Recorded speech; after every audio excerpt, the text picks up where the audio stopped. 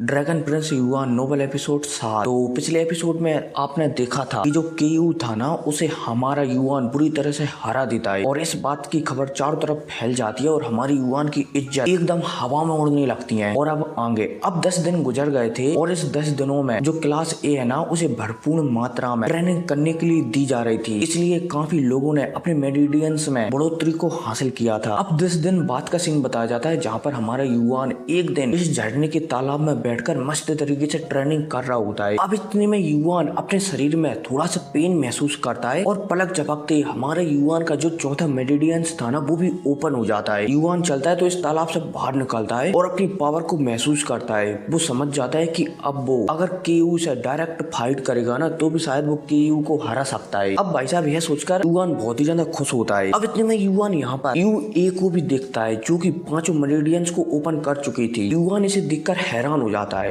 अब इतने में सीन शिफ्ट होता है और हमें युआन के घर का सीन बताया जाता है, जहाँ पर युआन, याओ याओ, युआन के फादर और युआन की मॉम आपस में बैठकर खाना खा रही होती है। युआन चलता है तो अपने फादर से कहने लगता है कि ऐसा लगता है कि मुझे 5 मेडिडियंस को खोलने के लिए बहुत ज्यादा टाइम लगेगा और वो झरना भी इसमें मेरी मदद बहुत ही कम कर पाएगा। अब भाई साहब जैसे युआन यहाँ पर एक कहता है ना, तो युआन के फादर समझ जाते हैं कि युआन जल्दी से जल्दी अपने मेडिडियंस को ओपन करना चाहता है। इतने में हमें याओ याओ को बताया जाता है। याओ याओ चलती है तो यहाँ पर कहने लगती है कि मेरे पास एक तरीका है जिसकी सहायता से तुम अपने 5वें मेडिडियंस को बहुत ही जल्दी ओपन कर सकते हो। अब भाई साहब जैसे याओ याओ कहती है ना, तो युआन के फादर और मॉम याओ याओ की ओर देखने लगते हैं। याओ याओ चलती है तो सभी को यहाँ पर बताने लगती है कि युआन को 5वें मेडिडियंस को ओपन करने के लिए रैंक 2 के 30 जानवरों की ब्लड की जरूरत पड़ेगी और उसकी सहायता से युआन बहुत ही आसानी से अपना 5वां मेडिडियंस ओपन कर सकता है। अब भाई साहब जैसी याओ याओ कहती है ना, तो यहाँ पर युआन के फादर चलते हैं तो याओ याओ से कह देते हैं कि ठीक है, मैं किसी को भेजता हूँ ताकि वो रैंक 2 के 30 जानवरों का ब्लड को इकट्ठा कर सके। अब भाई साहब युआन के फादर कहते ही हैं, तभी याओ याओ मना कर देती है कि नहीं, ये युआन को स्वयं ही करना पड़ेगा ताकि युआन की लड़ने की क्षमताएं बढ़ सके। अब जैसे याओ याओ कहती है ना, तो युआन के फादर भी समझ जाते हैं कि याओ याओ ये क्यों कह रही है। लेकिन अब इतने में युआन के फादर चलते हैं तो यहाँ पर कहने लगते हैं कि ठीक है, तुम दोनों जा सकते हो जंगलों में और 30 जानवरों के ब्लड को इकट्ठा कर सकते हो, लेकिन तुम दोनों की सुरक्षा के लिए मैं तुम्हारे साथ किसी को ना किसी को जरूर भेजूंगा, टेंशन मत लो, वो बीच में बिल्कुल भी तुम्हारे बीच में टांग नहीं गड़ाएंगे। अब भाई साहब युआन के फादर के है कहते ही सीन शिफ्ट होता है और फिर हमें सुबह का सीन बताया जाता है, जहाँ पर 10 से 12 बंदे युआन, याओ याओ और टुनटुन के साथ जंगलों में निकल जाते हैं। अब इसी के साथ सीन शिफ्ट होता है और फिर हमें केयू को बताया जाता है, जिसे की एक सैनिक मतलब की सोल्जर से ये सब जानकारी दे रहा है कि जो युआन है ना, वो ट्रेनिंग करने के लिए एक माउंटेन पर गया है। अब भाई साहब जैसे केयू ये सुनता है ना, तो यहाँ पर एक प्लान बनाने लगता है कि 2 लोगों को हायर करो और उन दोनों को जंगल में भेजाओ ताकि वो युआन को एकदम लंगड़ा लूला बना दे। रुको रुको, तुम ऐसा काम करो, मतलब कि जिन 2 लोगों को हम हायर कर रहे हैं ना, उन्हें चोर बनाकर भेजाओ और उनके हाथ में एक हमारी टेक्निक दो, मतलब कि की फैमिली की एक टेक्निक दो और उन्हें जंगल में भेजाओ और उनके पीछे ही हमारे की फैमिली के कुछ सैनिकों को भेजाओ ताकि वो सैनिक जो युआन के साथ सैनिक वगैरह गए हैं ना, उसकी सुरक्षा के लिए उनको विदा सके और इसी मौके का वो दोनों चोर फायदा उठाएंगे और उस युआन को निपटा डालेंगे। मतलब कि केयू चलता है तो 2 बंदों को माउंटेन पर भेज देता है अपनी फैमिली की एक टेक्निक पकड़ाकर, और ये टेक्निक थी ना, ये थी ऑरा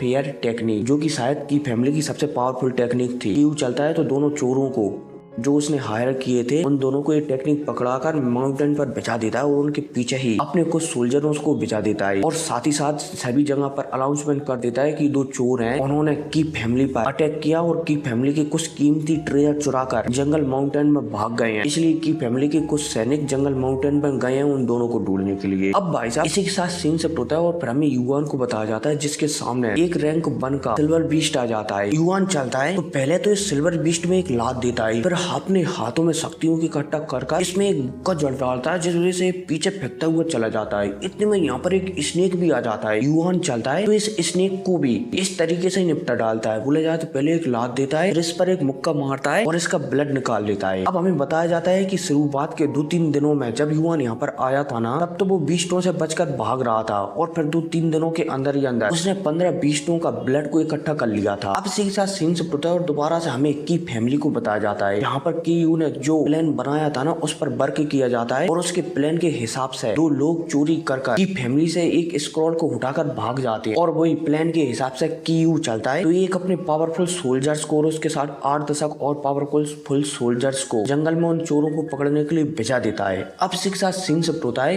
और फिर हमें दोपहर का सीन बताया जाता है जहाँ पर लुओ टुयो सांग बोला जाए तो युआन के साथ जो सबसे पावरफुल बंदा आया था ना, उसे बताया जाता है जो कि जंगल में बैठकर ट्रेनिंग कर रहा होता है। इतने में इसे कुछ महसूस होता है और जब अपनी आंखें खोलकर कहने लगता है कि कौन है। अब जैसे ही लुओ टुयो सांग एक कहती है ना, तो जंगल से एक बंदा बाहर निकल कर आता है जो कि कीयू ने भेजा था। इस बंदे के साथ 8-10 बंदे और बाहर निकल कर आते हैं। अब जैसे इस बंदे को लुओ टुयो सांग देखते हैं ना, तो इस बंदे से पूछने लगते हैं कि किलिंग तुम यहाँ पर क्या कर रहे हो। किलिंग चलता है तो लुओ टुयो सांग को सारी स्टोरी बताने लगता है कि जो हमारी की फैमिली है ना, उस पर 2 चोरों ने हमला कर हमारी सबसे पावरफुल टेक्निक ओरा फेयर टेक्निक को चुरा लिया है। इसलिए हम यहाँ पर जंगल में आए हैं उन्हें ढूंढने के लिए, क्योंकि हमें खबर मिली है। अब भाई साहब किलिंग जैसे ये कहता है ना, तो लुओ टुयो सांग को शक हो जाता है इसके ऊपर कि कुछ ना कुछ तो एक की फैमिली बारी गड़बड़ कर रहे हैं। अब यहाँ पर मैं तुम्हें एक बात बता देता हूँ कि यहाँ पर जो बंदा आया है ना की फैमिली बारा, ये सिर्फ लुओ टुयो सांग को उलझाने के लिए आया है कि यहाँ पर इसे उलझा सके। अब इतने में सीन शिफ्ट होता है और हमें याओ याओ को बताया जाता है, जिसकी गोदी में एकदम मस्त तरीके से टुनटुन बैठा हुआ था और याओ याओ थी ना, वो पानी में अपने पैरों को डाली हुई थी और मस्त तरीके से जैसे हम पानी से पैरों को उचकाते हैं ना, ऐसा उचका रही होती है। अब इतने में टुनटुन कुछ महसूस करता है और वो एक दिशा की ओर देखकर मतलब की आवाज निकालने लगता है। अब इतने में हमें यहाँ पर 2 बंदों को बताया जाता है, जो कि और कोई नहीं वही 2 बंदे होते हैं जो कीयू ने हमारी युआन को निपटाने के लिए भेजे थे।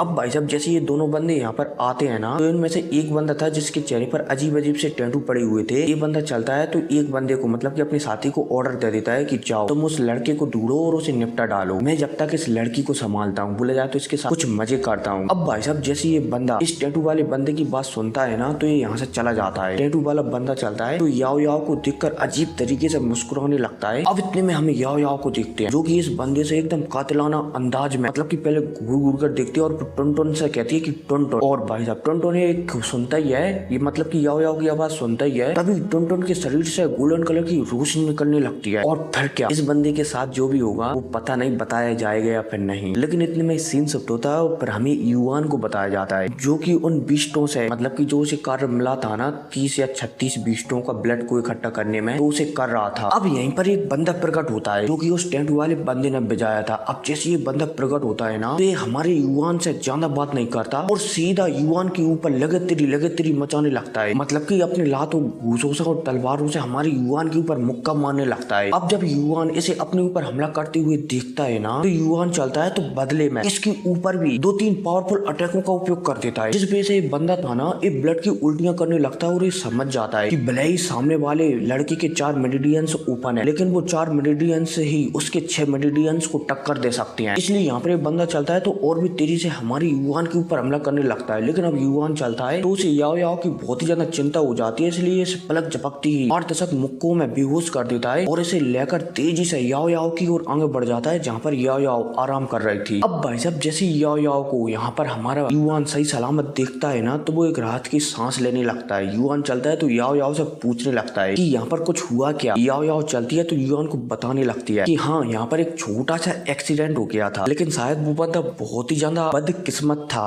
जो मेरे सामने आ गया। अब भाई साहब जैसे याओ याओ की बात हमारा युआन सुनता है ना, तो वो हैरान हो जाता है। युआन चलता है तो याओ याओ से पूछने लगता है कि ठीक है आखिरकार वो बंदा है कहाँ। अब जैसे याओ याओ ये सुनती है ना, तो वो इशारा करते हुए कहने लगती है कि वो बंदा तो फिलहाल के लिए टुनटुन के पेट में है। और भाई साहब जैसे हमारा युआन याओ याओ की ऐसी बातें सुनता है ना, तो वो मुस्कुराने लगता है और समझ जाता है कि सच में वो बंदा बहुत ही ज्यादा बदकिस्मत था जो वो टुनटुन के सामने आ गया था। खैर कोई नहीं, कमेंट में टुनटुन ओपी लिखना ठीक है, क्योंकि भाई साहब इस टुनटुन को आप कम मत समझना। खैर कोई नहीं, हिंट वगैरह नहीं देता हूँ, बाद में देखना ठीक है। तो मिलते हैं अगली वीडियो में, टेक केयर।